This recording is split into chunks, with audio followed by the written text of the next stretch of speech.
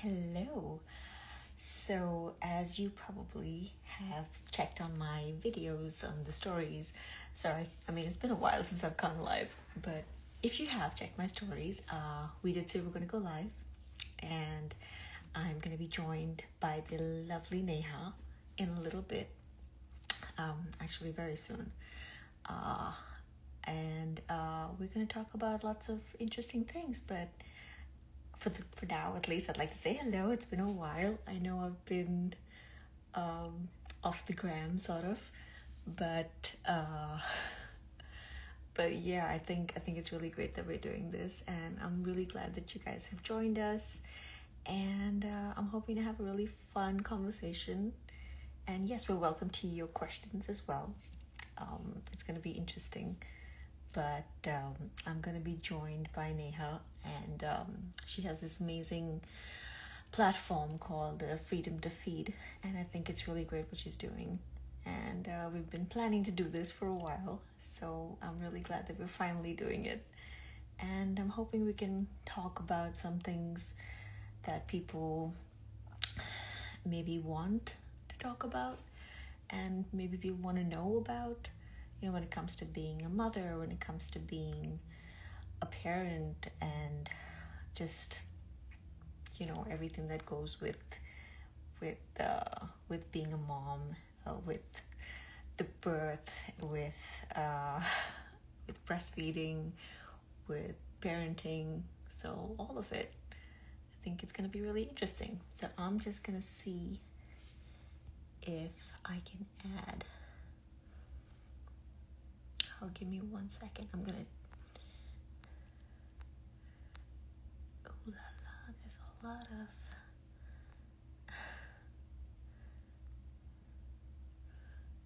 Okay.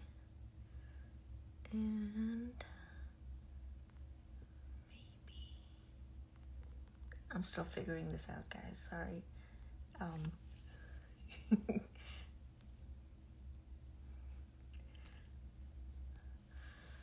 okay.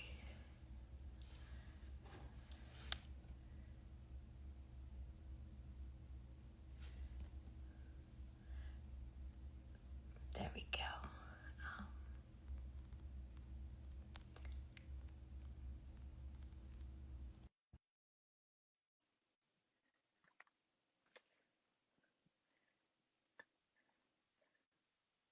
I'm hoping this works.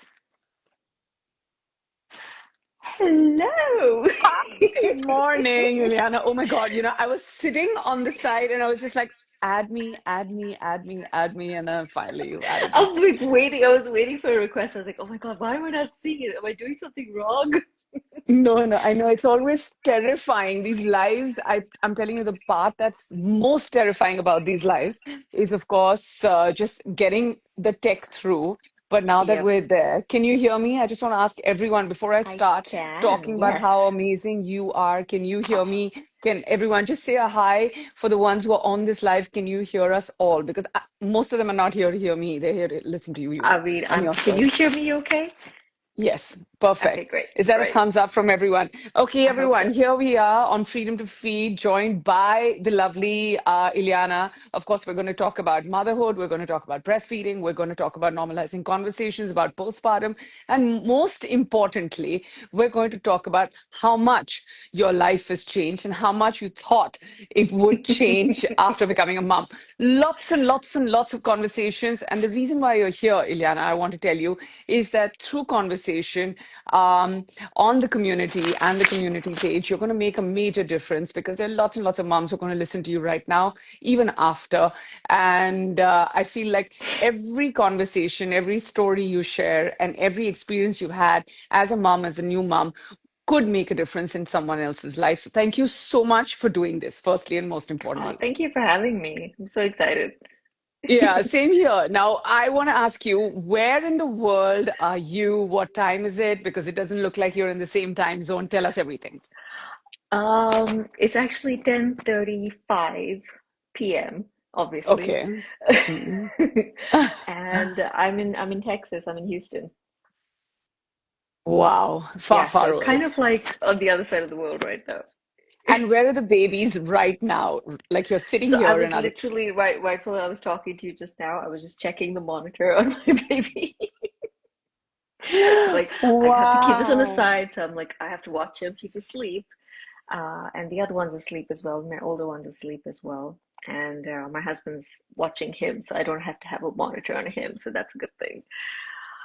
Isn't So that just, is it, how much has, firstly tell me, how are you? I'm. That's a very loaded question if you think about it. It's like it's not just like how are you? It's like yeah. I mean, I'm good. I'm handling things. I think I'm staying afloat, if that makes sense. You know No, that it that makes that sense. analogy of the duck where you look like super calm on the surface, but you're like paddling like crazy underwater. So it kind of feels Yeah. like that. Yeah, it kind of feels like that Yeah. most of the time. Yeah, no, staying afloat can be easy sometimes, and sometimes it can really take the mickey out of you. Are you, Absolutely. so there's this, ex am I saying this right? This Keanu? Koa and Keanu, yes. Okay. And how old is Kwa? Kwa's your older one. Koa is 2 and we're in August. So he just turned 2 on the 1st of August. And how And old is Keanu? Keanu is about 2 months and 10 days. Wow, okay. So Yeah. which means that you had Keanu when Kwa was When really Koa was young, like, right? yeah, he was like about a year and like almost 2, but yeah. Okay. Um, let's start from the beginning. Like I want to ask you everything from the beginning. We're going to start with Koa because he's Hmm. not old either. It's not like you're going to, jog your memory back like 10 years where you have to be like back then, back then. I know, Let's I know. it's all here and now. Um, did you think now I feel like it's different when you become a mom for the second time versus when you become a mom for the first time. Now, when you had Kwa, Hmm. how much did you think life would change and how much did life actually change for you? When I had Koa. Um, it changed. Like I knew it was going to change for one. Um, but I didn't realize how much it would change. Like there was lots of stuff, when it came to I was reading up. I had this book that takes you through every week. So like the 40 weeks, and so every week it tells you how your body changes and what's going to happen with the baby, and it's like I read all these things about being pregnant right up to the birth, and then when it came to actually being a parent, I didn't read a lot of books about being a parent. So there were like bits and pieces that I knew, and there was bits and pieces that I was aware of, like when it came to postpartum depression, I was aware of it. And I was like, I said, I think I can manage it. I think I've got, my wits about me. But nothing prepared me for lots of things. For one, I mean, the love that you feel for this little thing, and the fact that you've actually made a whole baby is is just it's I can't describe the feeling. It's something else. And it's like it's literally like your heart is walking outside of you. It's unreal. Like I was this incredibly um what's the word? Like paranoid helicopter mother. I think I still am. But No, I it mean was the camera explains it, but no, you have to. You have to. Everyone's going but to do it what they've got to do, like whatever works for exactly. you. Yeah. Exactly. I guess so. And I think it made me feel better to just be incredibly hands-on. I was very lucky I had my mom with me, but I actually didn't let her do a lot of stuff as well. So it's different. I mean, like, it's like I can't really explain. There were some very, very, very hard days, and there were some incredible lows that I couldn't explain why I was that low.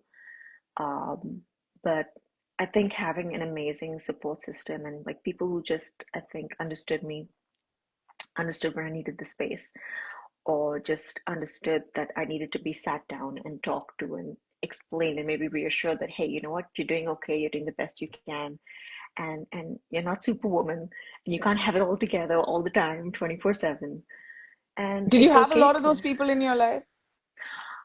Well, not a lot. I didn't need a lot. I mean, my husband's amazing, so I had him by my side, and my mom was really great, in spite of the fact that she has four kids.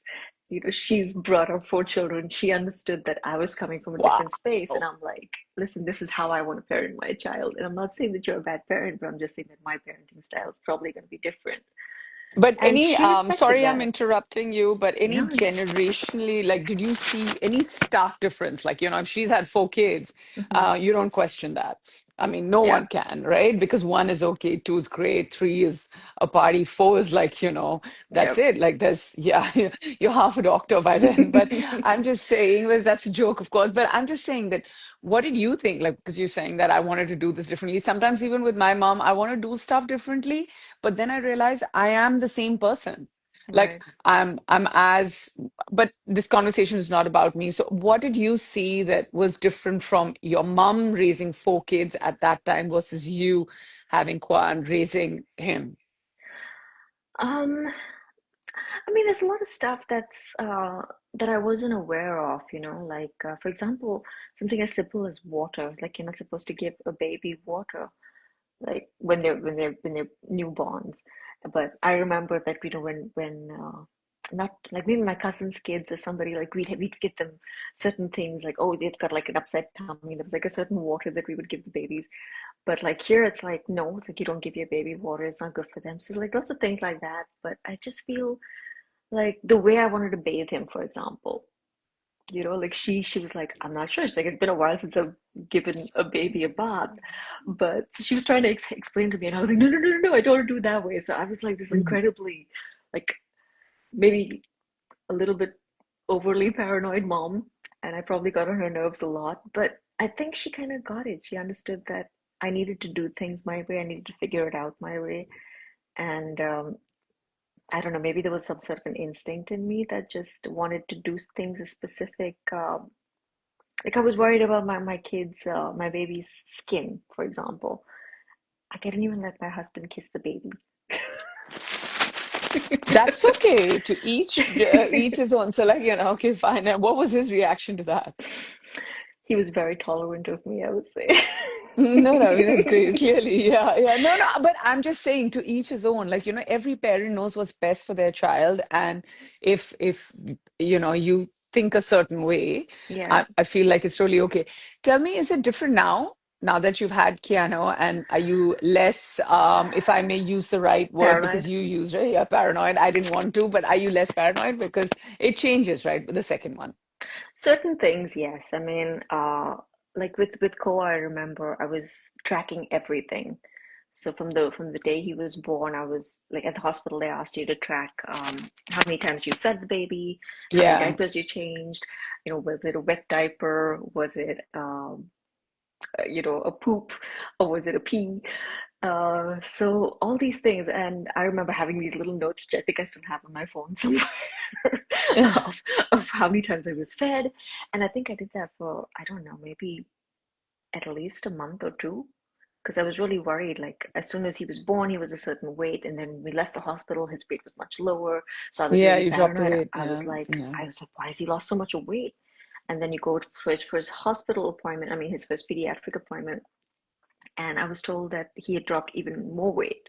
So I was incredibly worried because then it comes into then the whole breastfeeding thing comes into play. It's like your milk really hasn't come in yet. It's been like 3 days, and you worry, or at least I worried, is it going to be enough? Am I going to have to formula feed? I don't want to formula feed.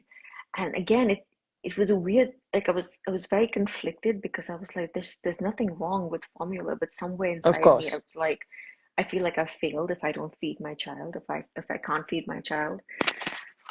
So there was a lot of all of those feelings, and I was really paranoid. Like every appointment we had with Koa, it was just like I was so anxious. I was like, I really hope he's gonna put on weight. I really hope his weight's okay. I really hope everything's all right. So with Keanu, I think, of course, there was the same worry, but I think maybe I wasn't as stressed and I took it a little easy and I was like, okay, if his weight does drop considerably, we'll figure it out. We can always lean on formula if we have to, and we have the luxury and access to those things. But I was fortunate enough that, I didn't have a problem with his weight. I mean, the doctor's like, oh my God, he's actually gained like over a pound really quickly. No, So and we're also good. because you're like I feel like if there's if the mom's a little more relaxed, then I think also the so. interpretation of every checkup and by the second time around, like we also had like multiple things like for instance there's a huge amount of concern about jaundice at birth and things like Yeah, that. yeah, And then during Gurik's time, it was, it lasted longer, but then you're just less paranoid. I also feel you're more busy because you have two to look into. So mm, your anxiousness kind of takes a backseat because there's only that much mental space you have. that's true. Um, but more importantly, when you're talking about, okay, so you spoke about keeping that the notes. Even I had a diary. I'm not good with tech, of course, you know that. So I had a diary where I would write down everything because I was also feeding. And again, nothing wrong with formula, no judgment on that. Nothing wrong with um, not being able to express as much. It's every mom's journey with their baby, and breastfeeding, of course, is so we started Freedom to Feed when Meher was I started Freedom to Feed when Meher was 8 months old.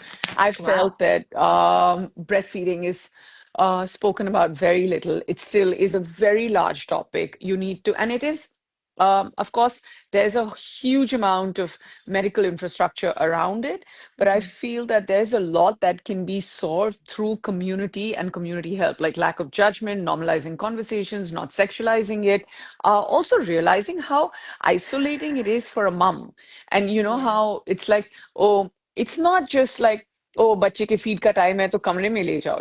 You're a food right. source, but people need to be sensitive towards the fact that this is what's happening.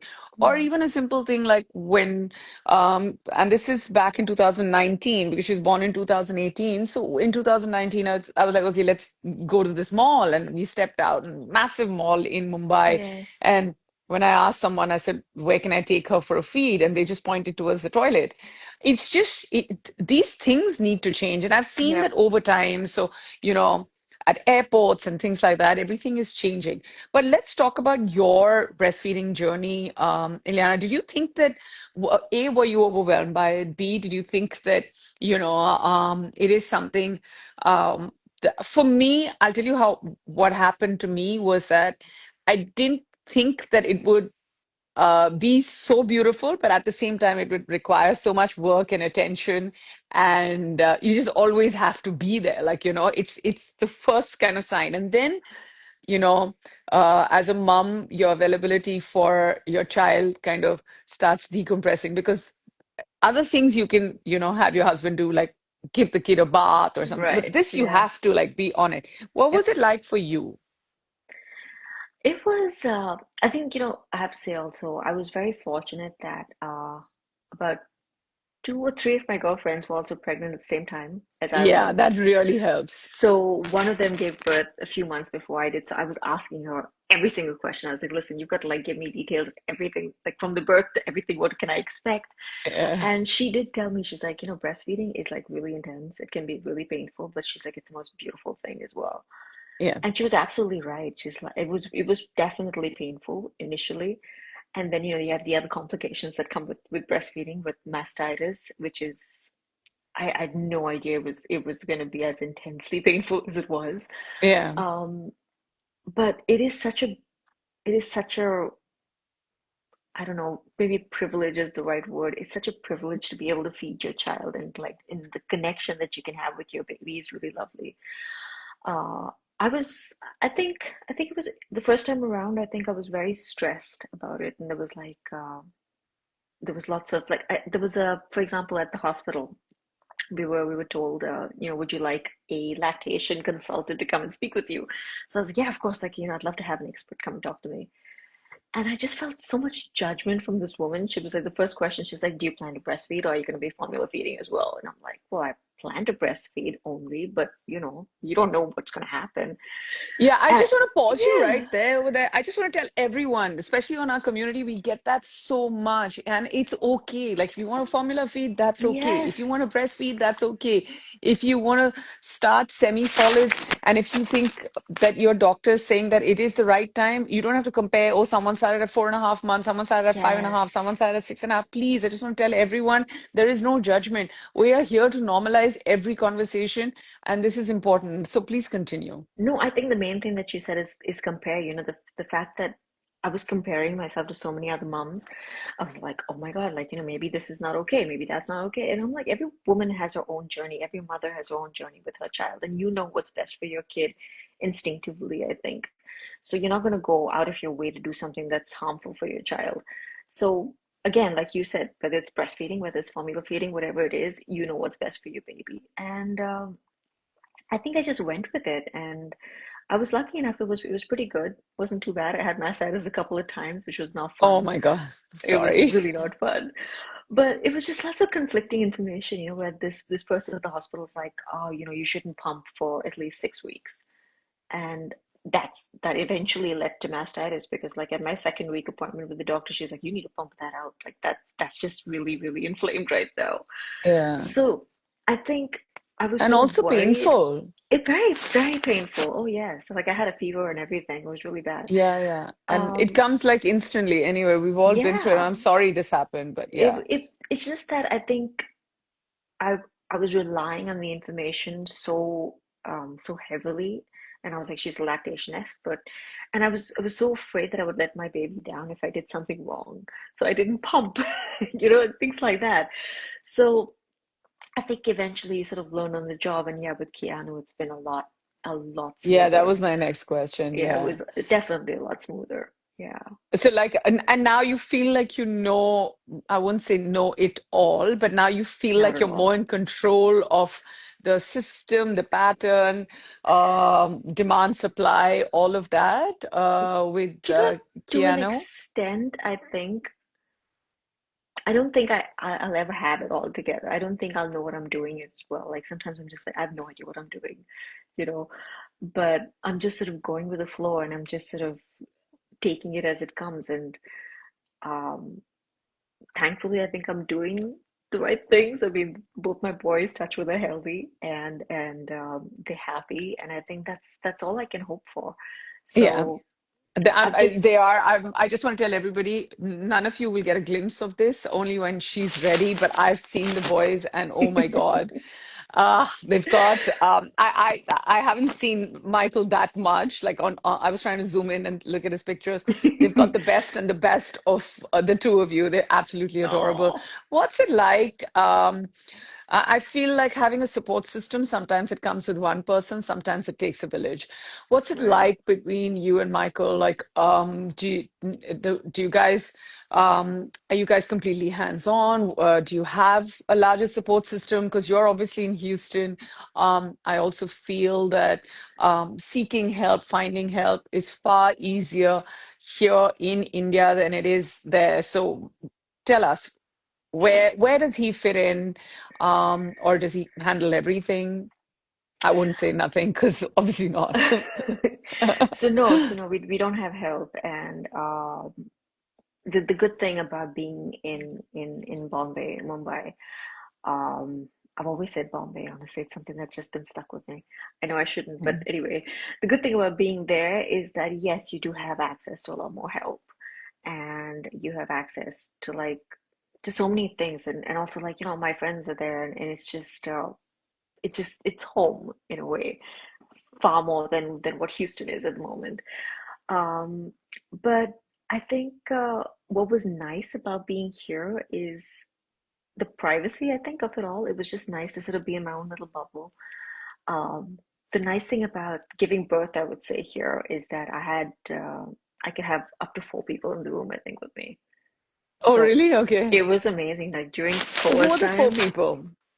well, during chorus time, I had my mom, I had Mike, of course, my husband, and I had my sister come over because I said, "Hey, I want pictures taken.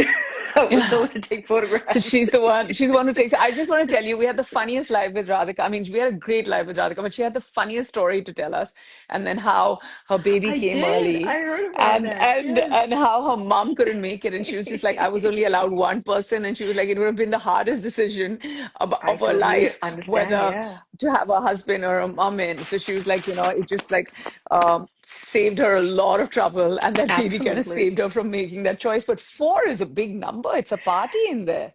It is literally a party because I mean, I actually again wanted to do everything naturally. I said, you know what? I don't want to do the epidural. I wanted to like push through and like do this naturally. And unfortunately, the first time around, I couldn't do it because it was a very complicated process and it just dragged on. But eventually, when I did get the epidural, it became a party in the room because I had music going. My doctor comes in when it's ready to push, and she's like, "Oh my God, I love the vibe going on." And it's like a Oh, party. really? Yeah. No, but So it it's was fun. great. Like the fact that you're demystifying. Of course, there's pain and there's all of that, but Yeah. you're kind of doing that and giving us such a relaxed narrative about childbirth is also a great conversation, right? It's different for everybody, and it's as magical. It's funny because I mean, the first time around was again not what I expected. Like I had to be induced, which I really didn't want. Mm. Okay, I mean, like I think I was just hoping for it to be this easy breezy, just purely natural birth. And I unfortunately had to get induced. But at the end of the day, it was a really great birth. I mean, I had my family right there. It was really beautiful when he was born, and we had this. It was lovely. It was just perfect when it finally sort of came through. With Keanu, however, it was completely different. It was such a I think both Mike and I were pretty clear what we wanted to do and how we wanted to go about it. We don't want to stay too long at the hospital. So I was like, yeah, so we're gonna just go in there, push this baby out, and come back the next day. And that's pretty much what we did. It was really funny because I knew that the doctors say that normally second time around it's a lot faster. I mean, I don't know, was it the same with you? Um, kind of. I felt like I knew the beats more than anything else. The first Okay, time around, I also stayed much longer. The second time around, it was interesting because I just saw like I was in pain and my contractions and everything had kicked in, and my yeah. family was so relaxed. They're like, "Oh, okay, yeah, let's go." And then suddenly Angad was like, "Oh, it's really early. Let me have a cup of coffee." And I'm like, "Are you kidding me? Like, are you kidding me?" Because I mean, everybody was so. Plus, we also had Meher It's by amazing then, that he was right? really So. chill. He was very chilled and honestly like that really helped because I'm also like there. So it I really guess so, helped. yeah. Yeah, and then I actually knew what to do once Gurek was out because it wasn't sort of, like they also take the baby away for a bit, and then I was just like, no, don't take my baby away. Like I was more in, I was checking in on the beats a lot more the second Right, time around. I got home earlier. The jaundice didn't trouble me as much. I knew that he'd right. be okay. So like the first time I would be a doctor coming in with that paper and oh, we need to check this. I'm like, Oh everything, is yeah. she okay? So the second time around when they would come in with the paper, I'd be like, yeah, okay, fine, check. Like just that, like Like the the motions anxiety. now, yeah. Yeah, the motions and all of that. And then, it was funny because before they were like by early morning, mid-noon, let's get the baby. So I had two C-sects.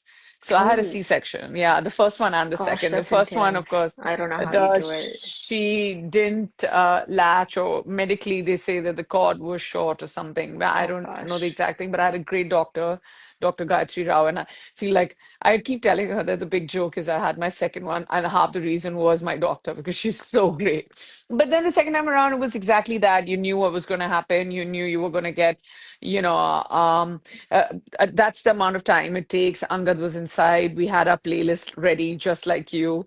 Yep. And we went with it. I actually came out and it was really exciting. I found the second time even more magical because I saw my daughter looking at my son. And then Oh, it's just really adorable. And then they wheel you out, and then she was hanging around and stuff. So I felt like those things of me being able to share with her and with Angad, and of course, our little one was a lot more amazing. I want to ask you, Ileana, we've spoken about everyone. And that's what happens with childbirth. And this is where my conversation really starts. I want to talk about you. What was it like? Like, what was what was postpartum like for you the first time around? Was it different, and was it more intense the second time around? Now, compare the two and tell me. so the first time around, it was definitely intense. It was very I think I felt kind of alone also because I had my girlfriends who had babies, but they weren't in the same country. They weren't even in the same continent as me. So I couldn't share, and they would have play dates like, a few months in. And I just felt like I was missing out on that with my child as well. And I was like, it'd be really great if they could all have been here or if I could have been there and like all the babies could have hung out together. Yeah. So I think I kind of, would get into these little bouts of getting low and kind of just feeling a bit lonely. But it didn't hit me as much the first time around, I would think. It was definitely like, but I'm trying to think about the details of how I felt, but honestly, because I'm right in the thick of the second time around right now. So let's talk it, about the second time. Let's not talk about the first time. Let's talk about the second time. Also, there was a very nice question that Anita Lobo has taken up over here on the live, and she's somebody who I work with very closely. We have this beautiful run called the Go Flow Run, where we organize marathons for menstrual health and stuff. wow. So she's also a mom. She's asked, like in the US, do they kind of normalize talking about mental health for a new mom and postpartum at childbirth? Do they talk about it, or do they kind of fill you in as to what to expect, or these conversations don't happen there? What is it? What is it like? They definitely do talk about it. In fact, there's a questionnaire that you've got to answer. I don't know if they do. Did they do that there? Did they give you a little? No, but there were some questions, but no, not that I remember. Once you tell me, I'll tell you. What was the questionnaire? So the questionnaire is it's like a whole bunch of like the questions about, say, for example, like, are you feeling less happier than, or do you see the more playful side or the funnier side of things more than what you used to, No, no, or we don't have that. Yeah, or please go ahead. is it more difficult to do certain things like, like regular household things? Is it harder for you to go around doing them? Like, do you cry a lot more? They even touch on, being suicidal. Is that something that you're feeling? Do you have thoughts about harming yourself, or do you have thoughts about harming the baby? And lots of things. So they really get into all of those details. And based on your answers, they will sit you down and they will ask you like, "Hey, this doesn't seem all right. You don't seem okay. Uh, maybe we need to get some kind of intervention here. Like, have you thought about, so they give you options on medical mental health sort of therapy. Like, There's no such thing here, and we need to change that. really, I think via Freedom to Feed, we must go out there and send these questionnaires and forms to different hospitals. There's absolutely, also Vijay absolutely. Bandela who says he's a big fan and also Oh, saying there's no such thing here. So lots and lots of people who are following you, listening to the live, are also sharing their stories as we speak. But we'll talk about you right now. So you fill this questionnaire, yeah. and and this is right after or before? This is right after. It's the Right next day after, after obviously, giving with the birth. questions. Yeah, yeah, yeah. And then also at the pediatric office. So even after you're doing stuff for your baby and you're answering questions for the baby, that's a separate questionnaire. And then there's stuff for you as well. And then also at my gynecologist's office, uh, you've got to fill out a questionnaire there as well. So based on that, they'll consistently keep checking on you, especially if your answers are such where they feel that you need, some kind of intervention. Then they'll consistently check on you and they'll probably call you in sooner than you're actually supposed to be physically checked, just to check on your mental health, which I think is really great. I think it's definitely something that needs to be prioritized in India, well, Of course. everywhere, because it's something that I don't think people talk about a lot. Like, I know that I read about postpartum, depression and stuff like that, and I felt like I was prepared. And the first time around, it kind of caught me off guard, in spite of the fact that I had read about it. But the second time around, this time has been incredibly hard. It it's Say how? surprising. It's surprising because, I thought that I've been there. Like, I've gone through the motions, I've had a baby, I know what to expect. It won't be that hard this time, but it was surprisingly harder. It's I feel like I was comparing everything to the first time I gave birth. The feelings I felt when I gave birth the first time, I expected to feel the exact same thing or more the second time around. I was not as overwhelmed I don't know if I was underwhelmed with the birth the second time around. I think it was just I had like this very weirdly practical approach to it. And I was just like, okay, fine, okay, everything's fine, baby's healthy, cool. And okay, we gotta go home and we've got to do this and we've got to watch for core and we've got to feed him and we've got to bathe him. And it was just, there wasn't that newborn bubble that I was in the first time around because, it's like I'm already a mother of another baby and he also needs my attention.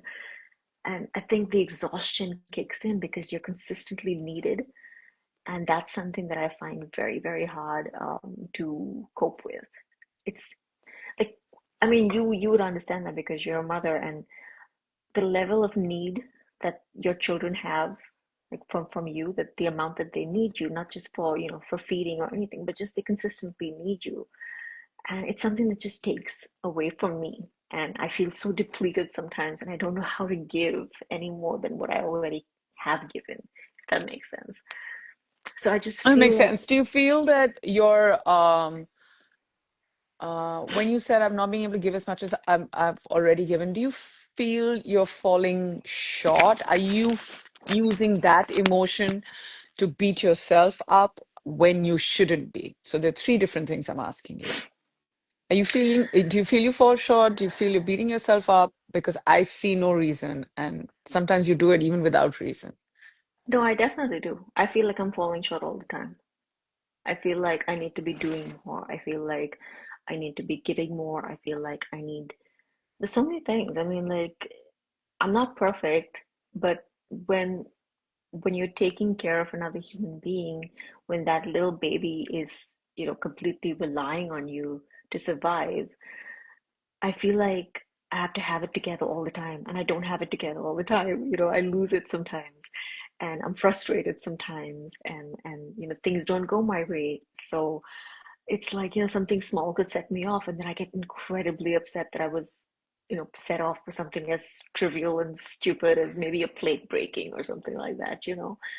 So it's like, it's like you get touched out, you get overstimulated, and there's so much going on, and if both babies are crying at the same time, I just feel completely defeated.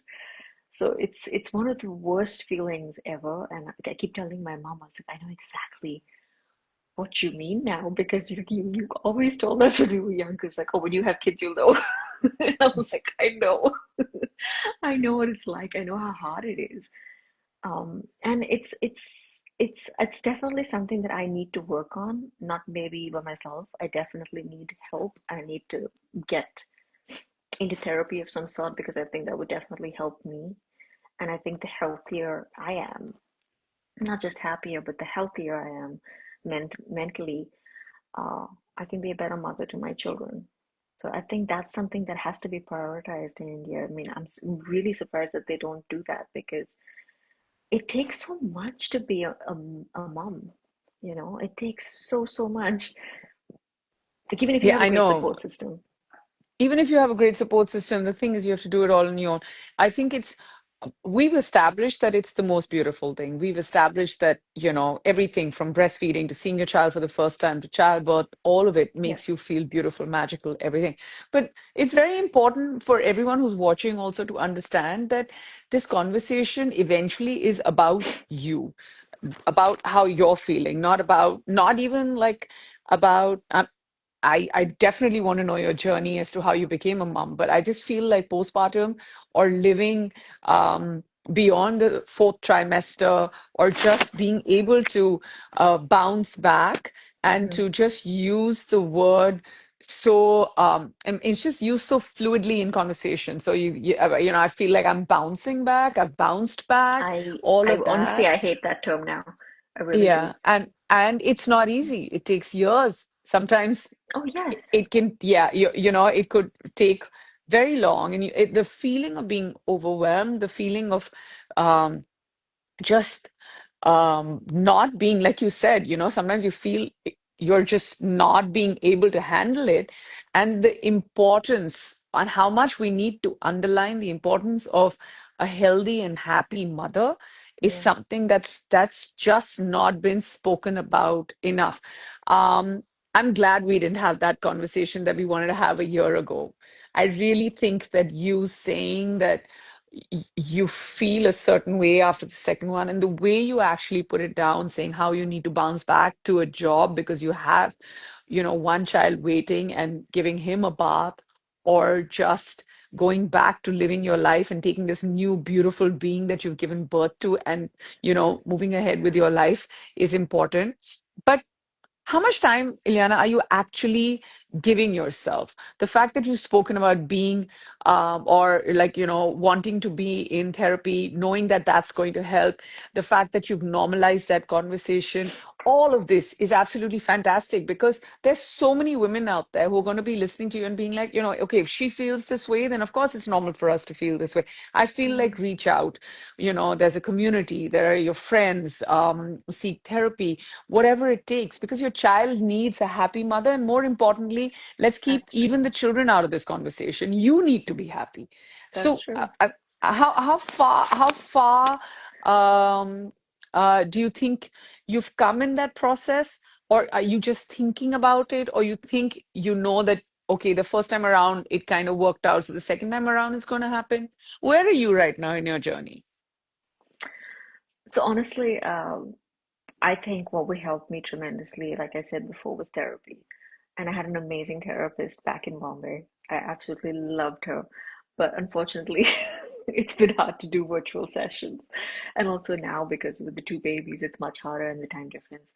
So I'm going to have to find somebody locally, which will be another process, which is also something I'm putting off. So this is where my husband comes in. He's my therapist. I was He just going to really is. say, yeah, either he's your And therapist or he helps you find someone, and it's okay. Both ways it's okay as long as you're being able to offload, oh, understand, yes. share. I mean, No, please go ahead. the amazing thing is that he completely gets where I'm coming from and he understands me so well. And it's like he has a really demanding job as well. Like sometimes his days are, about 14 hours, 15 hours, maybe even longer. So, like I still remember I had this incredibly difficult day and I didn't want to tell him anything over the phone because I knew he was, he had a really, really busy day. And he eventually came home maybe after I think a 14-hour or 15-hour shift. And I had just spent the day pretty much crying because it was just so difficult. Like both babies were being really cranky for some reason, and I just felt like I couldn't settle either of them. So I just felt like a horrible mother. I said, I can't even settle my own children. And then he walks in and he takes one look at me and he took the baby from my arms and he said, just go into the bedroom and just breathe. He said, you need to breathe. Just go and relax. Just decompress for a while. And that's all I needed to do. I just needed to get away for a minute just to breathe, just to like drink some water and just to like maybe relax my brain for a second. And I ate something and I took a little while and I came back out and I was immensely better.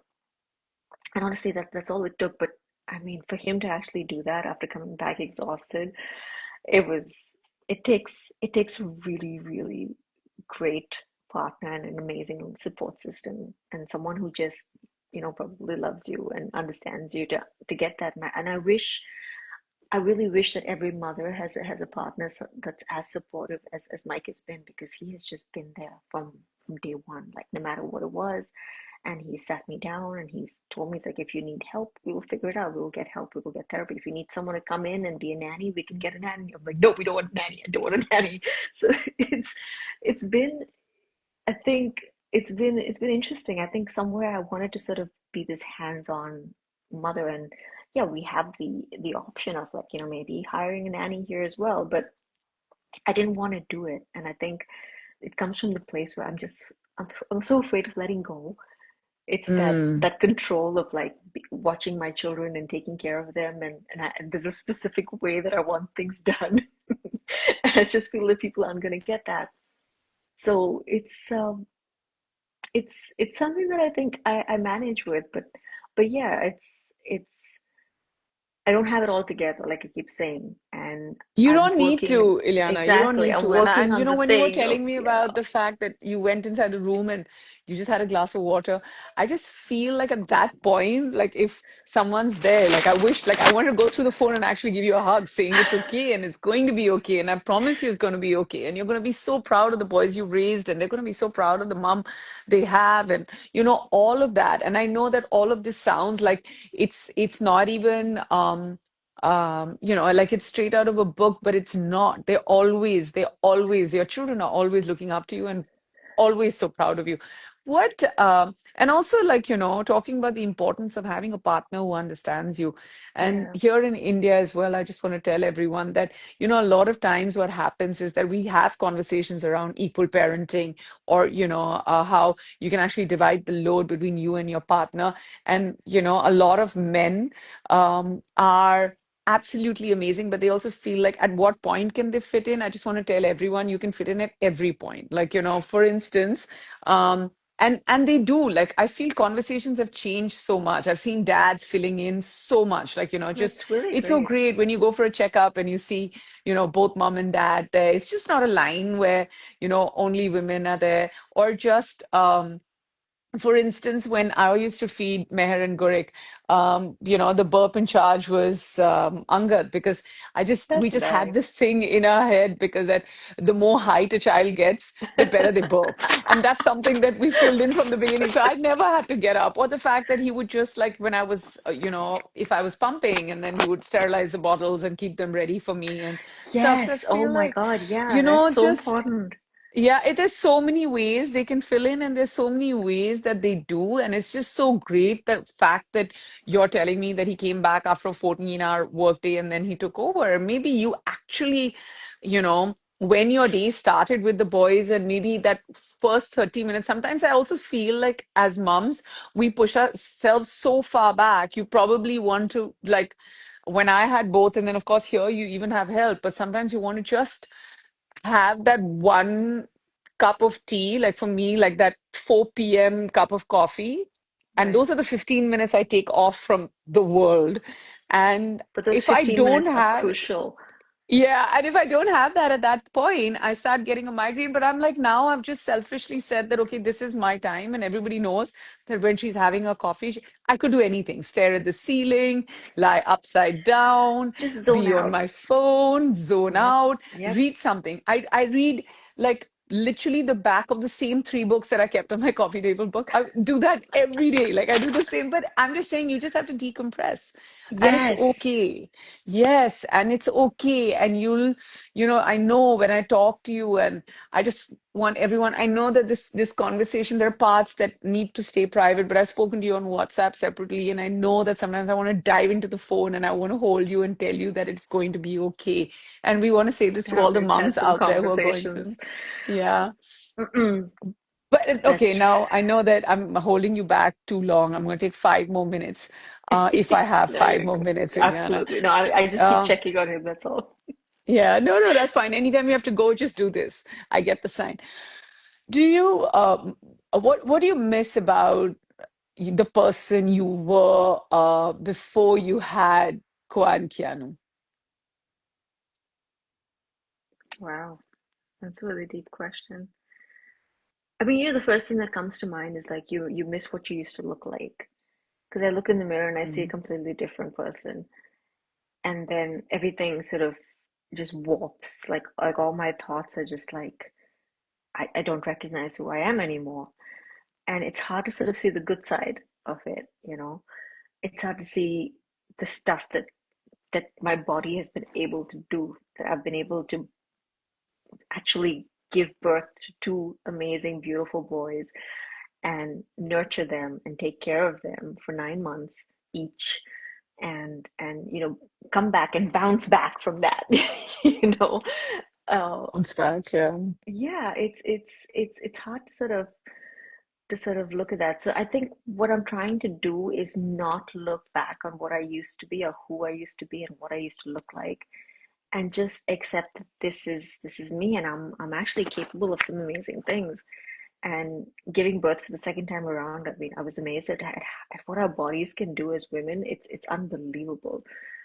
I mean, you had two C-sections, which is an incredibly, incredibly, I don't know the exact word, but it's a serious surgery. And coming back from that, and it's not just a surgery for you because like you have the surgery and then you're like you've got to take care of these children immediately. For you, it's like I two feel kids, like second it's time the, around. I'm not sure, but in the medical world, I think it's the only surgery where you have it, and then immediately the same evening you're expected to put your feet down and walk. Or does it happen everywhere And else? then I don't carry a know. I don't. baby as well, like, and you've got But it's a stitches and you've lot. had But so no, many but as have layers. you, Oh, I it's think just all, oh yeah, but it's like every mom, their yeah, surgery is yeah. there. But Yeah, I mean, but so yes, tell me, no, but more importantly, you, like you were talking, you were on the subject of how much your body can do. And yeah, then, it's amazing. It really is. And I know that I'll get back maybe to what I used to look like, and I'll get there. But I think I'm a little bit in awe of myself and the fact that I've been able to have two lovely babies. Uh, it feels like a blur sometimes. It feels very surreal. I can't believe it's been like 3 years and I've had two babies, and I feel like I'm living in another surreal bubble of a world with my boys. But I feel like I've completely changed in lots of ways, and it's like another person. I don't know if there's elements of the old me. There's probably some elements of the old me, but I think I'm a completely different person in lots of ways.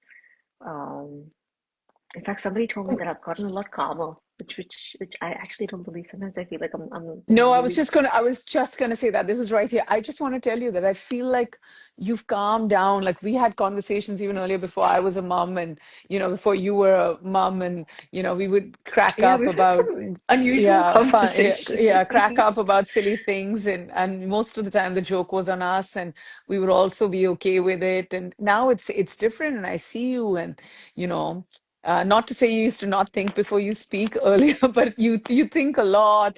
You're watching your no, you're not watching your P's and Q's. You're brave enough to say it as it is. And I feel like that's such a great quality to have because if you have Or that, your maybe I just children had see mom that in brain. I you. don't know. It's No, it's possibly great. that. It's really great. Tell me, first thing I want to tell you, Ileana, everyone, while you were saying that, even now, there are people who are saying that you look beautiful. You look Oh, beautiful. Yeah, I should have said that right, on top of this chat, but I just want to say it and I want to say it again because you really do look beautiful as before, even more so now. Um, were you ever hard on yourself when it comes to like, so for me, like the first time around, I put on 23 kgs. The second time around, I put on 21 kgs. And then when I was feeding, I put on four more. It's unreal. And then I had to lose back that weight. oh, Did you actually, know how much you put on? And was it hard for you to actually come to terms with it? For me, it was. I was oh like, yes, what's going on? absolutely. I definitely did. I mean, I think I put on a fair bit of weight during the last trimester during course time, and when I finally sort of got out of that rut and told myself I need to start like actually pushing and working on my body and getting my strength back, I ended up getting pregnant again. So, like my doctor specifically said, she's like, this is not the time for you to lose weight. She's like, if you want, you can eat healthy. Of course, please eat as healthy as you possibly can. But she's like, you're absolutely fine. Just don't, go out of your way to lose weight.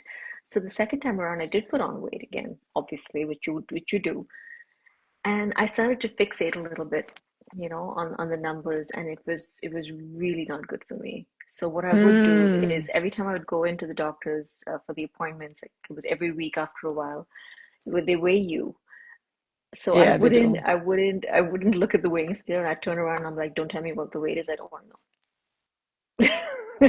So they wouldn't tell me, and it was great. It actually helped me a lot. So I stopped fixating on the number, and I said, as long as I'm healthy and as long as my baby's healthy, that's all that matters. So Yeah, I also think that there's too much pressure. There's just too much pressure, and this is something that I want to share. I don't know if you feel it while you're sitting so far away, but I also think that, if there's a new mom and if she is, say famous or a celebrated mother, and then she comes out of the hospital, and then, there's also like, hey, oh my God, she looks great. Look at her size, and she doesn't have any weight on her. Whereas, if there's somebody else who's a new mom and she's put on a little bit of weight, there's Hmm. so much trolling that happens. Like it really, like I was getting trolled senseless. We had a chat with Sonali Sehgal sometime back. She spoke about how she got trolled for her weight. More Oh God. importantly, I just feel like, Bipasha getting trolled for her weight is absolutely ridiculous. It should not happen. It cannot happen. And people need to be sensitized towards that and stop. Please, guys, stop the comparison. Just because there's another actress who comes out of the hospital looking, in your words, perfectly skinny after childbirth, and there's somebody else who has a few more inches on her, do not. Like, it's not for you to judge. It's not for you to compare. Absolutely. And this is just a simple request to, like, also, like, people who are leaving comments, or even if it's just for clickbait, don't do it because you're hurting someone, hurting this woman who's probably sitting at home and Yeah. watching and reading this. Because that's the intention after all, right? You want It everyone to is. read It it and totally. it reaches her eventually. Tell me, oh God, I want to ask you so much, but I know you have to go. Um, I just what's it? honestly, I forgot to get my charger. That's so I was Yeah, getting a no, little so, okay, paranoid about. no, no, so yeah, I want you to save this live. Do not forget, when you end the live, please I save it. will. I I'm going to will. I ask you remember. Yeah. one last question. Any plans on coming back to India? Any plans on working? Do you miss work? Do you Oh miss my God. everything that work gives you? I Because miss everyone misses work. you here. Oh, I mean, I don't know how much people will miss me because They do. it's I'm aware of how It's fickle the world is, and I understand it. But I love my work. I really, really love my work, and I miss it immensely. And I miss being on screen and playing like different characters and just being on sets and working with amazing people. I had the opportunity to work with such great people right before I got pregnant. So I really do. I miss all of that. I really, really do. And I really want to come back. But I also want to prioritize being with my boys and taking care of them, especially because I'm doing it kind of hands-on with no help. And until I'm ready to get help involved, I'll have to be here and take care of them. But maybe soon. I don't know top of how your soon. mind. This is your time. This is your time. Top of mind.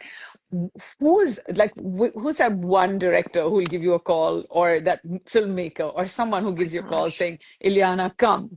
And you'll be like, okay, I'm gonna, you never know, he's watching or she's watching, and be like, okay, for If I'm this being one, I'm gonna, honest, nobody. oh my I'm God, sorry. I why? mean, because because these boys are my world, and it's You can get them. I don't want to F it up, Come. you know. Yeah, no, you won't. So it's something I that I promise feel you, like I like will it's, regret immensely if I just, say, okay, I'm leaving and I'm going to do some work and come back. And I don't want to do work like sort of haphazardly, I want to focus on it. I'm very like you're saying now that I think about it, I am thinking a lot about stuff, and I will really take my time to sort of prepare myself, not just mentally but physically as well, before I get back. So but I promise you, you're there. Your prep is in place. You look beautiful. You can bring your boys here. Work-life balance is an entirely different conversation that we're going to have soon. I'm going to trouble you again for yes, another live. But Ileana, it's been so great talking to you. But the fact that you said that you don't have your charger is the only reason I'm I'm so letting you go. sorry. No, I no, didn't no. think We're it was not going even to die on halfway me. through. No, no, we're not even We have to halfway do through another this. one. So yes, and you've committed this on the live that we're going to have another conversation about Absolutely. you and Kwa and Keanu and Michael and your entire life out there. It's been absolutely wonderful talking to you. Oh, You've same here. got, I must tell you, you're going to make a big difference through this conversation. And thank you for being so far away and yet making us feel that you're so close to us. Thank you, Ileana, for your time. Thank you for having me. Thank you. And you know what to do. Yes, End live, save, send us a collab request, and the yes. rest is for everyone to watch. Ladies and gentlemen, mothers and fathers, little babies who are just lurking and cooing and cutely standing around the phone. Ileana de Cruz. Oh, Bye, Ileana. Thank you. bye. Bye. End, save.